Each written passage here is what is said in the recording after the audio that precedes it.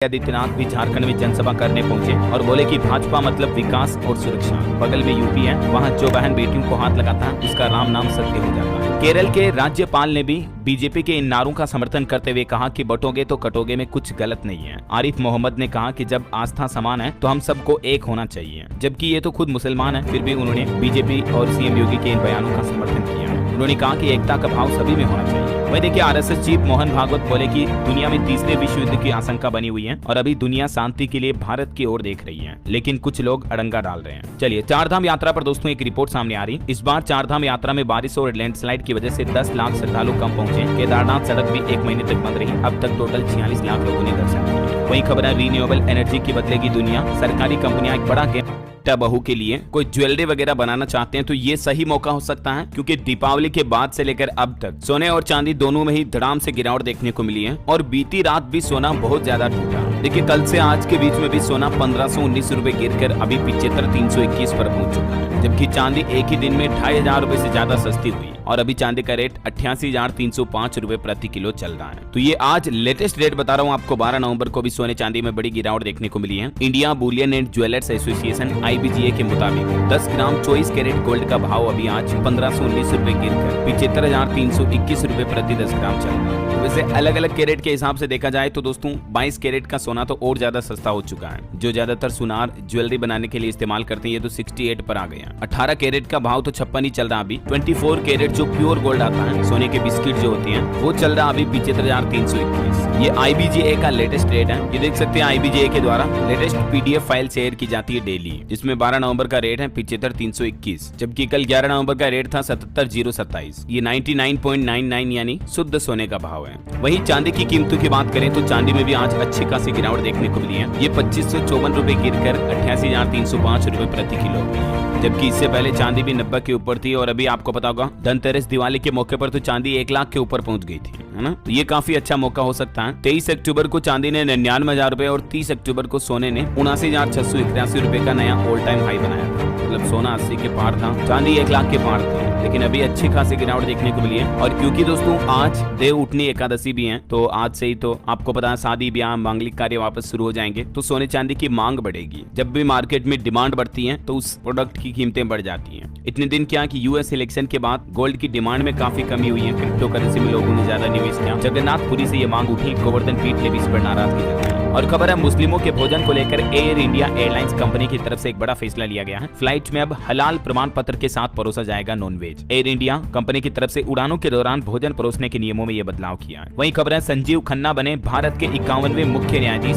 देश की राष्ट्रपति द्रौपदी मुर्मू ने इन्हें शपथ दिलाई और अभी ये चीफ जस्टिस ऑफ इंडिया बन चुके हैं संजीव खन्ना। हालांकि इनका कार्यकाल 6 महीने का ही होगा, लेकिन इस दौरान भी ये मैरिटल रेप समेत 5 बड़े मामलों की सुनवाई करेंगे। और बड़ी खबर देखिए, सनातन बोर्ड के गठन की मांग के लिए दिल्ली में होगी धर्म संसद। धर्माचार्यों को पुजारी बनाने की भी मांग की गई। कथावाचक देवकी नंदन ठाकुर भी बोले कि सनातन बोर्ड के गठन के लिए 16 नवंबर को दिल्ली में धर्म संसद की बैठक होगी। अभी हाल ही में आपको पता होगा दोस्तों, बागेश्वर धाम के पंडित धीरेन्द्र कृष्ण शास्त्री ने भी कहा था कि या तो मुस्लिमों के वक्फ बोर्ड को भी खत्म किया जाए या हिंदुओं का भी इसी तरह का एक सनातन बोर्ड का गठन किया जाए। और धीरेन्द्र शास्त्री की इस मांग के बाद अब देश भर के धर्माचार्यों ने भी इनका समर्थन किया है। और सबसे बड़ा सवाल कि क्या वक्फ बोर्ड का जवाब सनातन बोर्ड से दिया जाएगा या वक्फ बोर्ड को ही खत्म कर दिया जाए। आपकी क्या राय है दोस्तों, इस पर कमेंट करके बताइएगा मुझे जरूर। फिलहाल देखिए, बड़ी खबर दिल्ली के प्रदूषण पर एक चौंकाने वाली रिपोर्ट सामने आ रही कि दिल्ली का कचरे से बिजली बनाने वाला प्रोजेक्ट भी लोगों के स्वास्थ्य के लिए बड़ा हानिकारक साबित हो रहा है, क्योंकि इस प्रोजेक्ट से जो धुआं और केमिकल निकल रहा है, इसकी वजह से 10 लाख से भी ज्यादा लोगों का दम घुट रहा है। और आजकल दिल्ली में अस्थमा और कैंसर के मरीज भी काफी ज्यादा बढ़ गए हैं। दिल्ली में रहने वाले लोगों को सांस लेने मात्र से रोजाना 10 सिगरेट पीने जितना नुकसान हो रहा है। एक्सपर्ट की तरफ से भी ये रिपोर्ट जारी की गई। वहीं देखिए, प्रधानमंत्री नरेंद्र मोदी ने कहा कि कुछ लोग देश को टुकड़ों में बांटना चाहते हैं, हमें मिलकर उन्हें रोकना है। संत महात्माओं ने हमारी पहचान को पुनर्जीवित किया है। आपको पता होगा आजकल हमारे देश में एक रहेंगे तो सेफ रहेंगे और कटेंगे तो बटेंगे के नारे काफी ज्यादा चर्चा का विषय बने हुए हैं, क्योंकि पीएम मोदी और मुख्यमंत्री योगी आदित्यनाथ लोगों को कुछ इसी तरह से जागरूक भी कर रहे हैं। तो मुख्यमंत्री योगी आदित्यनाथ के इन बयानों पर कांग्रेस अध्यक्ष मल्लिकार्जुन खड़गे भी बोले कि बटेंगे तो कटेंगे बोलना साधु का काम नहीं, ये कोई आतंकवादी बोल सकता। कांग्रेस अध्यक्ष ने यूपी के मुख्यमंत्री योगी आदित्यनाथ पर यह तंज भी कसा। गृह मंत्री अमित शाह ने भी झारखंड में चुनावी जनसभा में कहा कि सरकार बनते ही झारखंड में घुसपैठियों की पहचान करेंगे। आदिवासी लड़कियों से शादी करने पर भी इन्हें जमीन नहीं मिलेगी। वहीं देखिए बड़ी खबर, खालिस्तानी आतंकी पन्नू ने अयोध्या के राम मंदिर को उड़ाने की धमकी दी। एक वीडियो जारी करते हुए कहा कि अयोध्या में हिंसा होगी, हिंदुत्ववादी विचारधारा की नींव हिला देगी। वहीं राहुल गांधी केरल के वायनाड पहुंचे, अपनी बहन प्रियंका गांधी के लिए चुनावी रैली की और इस दौरान उन्होंने एक टी शर्ट पहन रखी थी, सफेद टी शर्ट, जिसके पीछे लिखा था आई लव वायनाड। तो राहुल गांधी बोले कि मैंने राजनीति में प्यार शब्द का इस्तेमाल यहीं से शुरू किया। चलिए खबर है, 11 साल बाद दूसरी बार बाबा आसाराम को मिली पेरोल, 30 दिन तक आयुर्वेदिक अस्पताल में अब इनका इलाज होगा। वहीं बैंक हॉलीडे पर बड़ी खबर आ रही दोस्तों, कुछ इलाकों में आज बैंक बंद रहेंगे। भारतीय रिजर्व बैंक आरबीआई की तरफ से छुट्टी की घोषणा की गई। आरबीआई द्वारा जारी बैंक हॉलीडे के कैलेंडर के मुताबिक आज 12 नवंबर 2024 को उत्तराखंड राज्य के सभी सरकारी और प्राइवेट बैंकों में छुट्टी रहेगी।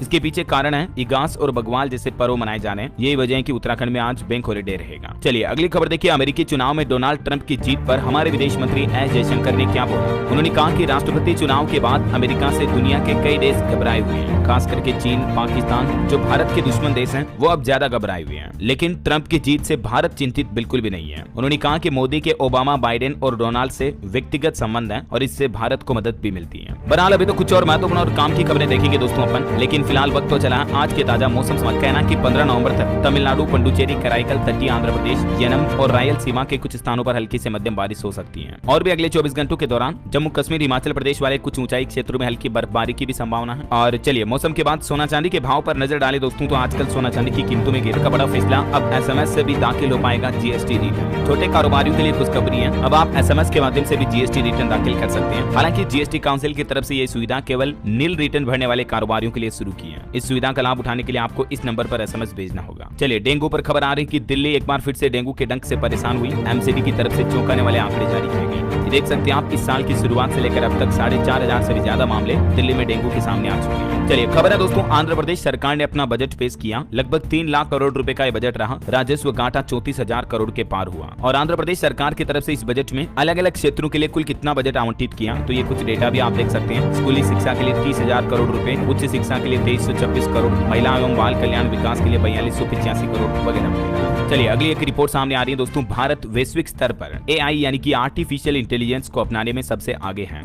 30% कंपनियों की अहम भूमिका रही भारत में एआई को बढ़ावा देने के लिए। चलिए अगला अपडेट है, दिल्ली में 15 नवंबर से 17 नवंबर तक इंटरनेशनल क्लाउन फेस्टिवल का आयोजन होगा और इसमें कई अलग अलग क्षेत्र के कलाकार आपको देखने को मिलेंगे। वहीं पाकिस्तान ने एक और गीदड़ भभकी दी, कहा कि अगर मेजबानी छीनी गई तो हम चैंपियंस ट्रॉफी में हिस्सा नहीं लेंगे। खबर है दोस्तों, यूपी प्रयागराज में 10,000 से भी ज्यादा छात्रों ने प्रदर्शन किया। स्ट्रीट लाइट काटी, 2 की जगह 1 दिन एग्जाम कराने की मांग है इनकी। यूपीपीएससी ने कहा कि कुछ लोग इन स्टूडेंट को बरगला रहे हैं, उकसा रहे हैं। और वहीं कुछ भ्रष्टाचार के बड़े खुलासे देखिए आप, हरियाणा में सरकारी खजाने से हो रहा मंत्रियों के वेतन और भत्तों पर इनकम टैक्स का भुगतान। एक आरटीआई रिपोर्ट से यह बड़ा खुलासा हुआ है। विधानसभा सचिवालय की तरफ से ये जानकारी दी गई। और उत्तर प्रदेश से भी एक बड़ा खुलासा सामने आया, अफसरों का 10% कमीशन फिक्स है। पत्नी और बेटे के अकाउंट में रिश्वत मंगवाई जाती है। एलआईसी की किस्तें भी भरवाई। बाबू की डायरी में कई काले सच खुलासे हुए हैं। यूपी में जिला मुख्यालय से लेकर लखनऊ तक के अफसर 10% रिश्वत से मैनेज होते हैं। दैनिक भास्कर की तरफ से एक स्टिंग ऑपरेशन किया गया और इस इन्वेस्टिगेशन में कुछ बड़ा खुलासा सामने आया है। ये देख सकते हैं कई सारे ऐसे किरदार जिनको कुछ को तो निलंबित भी कर दिया है, जो रिश्वत मामलों में सामने आ चुके हैं। ये उनके अकाउंट स्टेटमेंट के भी डेटा है। चलिए अगला अपडेट देखिए, आजकल रूसी उप प्रधानमंत्री डेनिस मंटूरोव भारत दौरे पर हैं। इन्होंने यहाँ पीएम मोदी से भी मुलाकात की और इस मुलाकात में भारत रूस के बीच व्यापार और ऊर्जा जैसे कई अहम मुद्दों पर चर्चा हुई। एक बड़ा डिफेंस से जुड़ा समझौता भी हुआ। भारत रूस के बीच पांचेर एयर डिफेंस सिस्टम के लिए समझौता हुआ है। इसका ट्रैकिंग सिस्टम हवा में 36 किलोमीटर दूर का भी टारगेट ट्रैक करने में सक्षम है। तो भारत के एयर डिफेंस सिस्टम को और मजबूत बनाने के लिए भारत डायनामिक्स लिमिटेड BDL ने रूस के साथ ये नई डील की है। मतलब रूस से ये एडवांस डिफेंस हथियार भारत खरीदेगा, है ना। विदेश मंत्री एस जयशंकर भी बोले कि भारत और रूस की साझेदारी दुनिया के लिए बेहतर साबित होगी। मुंबई में विदेश मंत्री ने ये बात कही। भारत रूस व्यापार मंच पर भी विदेश मंत्री जयशंकर ने कहा कि हमारा दृष्टिकोण लेन देन वाला नहीं है, बल्कि